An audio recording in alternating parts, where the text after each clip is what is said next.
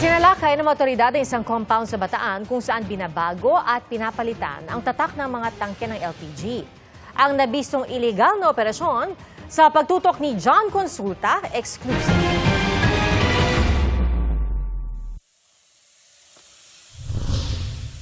Ang dalawang lalaking ito sa Mariveles, Bataan, nahuli sa akto ng pulisya na tinatamper ang isang brand ng tangke ng LPG.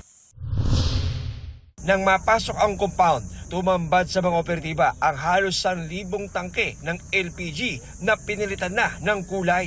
Ayan, pinapalit nila oh. Tumambad din ang mga grinder, talim at iba pang gamit sa pagtatamper ng mga tangke. Tampering plate. Tapos sir. Kumukuha sila ng mga ibang tangke, no? Eventually, yung mark, binubura nila, binatataka nila nung tatak nila, then yung pintura, pinapalitan nila. Hindi nga naman mahalata na galing pala dun sa kakumpetensya niya yung LPG tank na yun. Ayon sa PNP, base sa guidelines ng Department of Energy, mahigpit na pinagbabawal ang tampering sa mekanismo ng tangke ng LPG dahil maaaring makompromiso ang kaligtasan ng mga gagamit ito.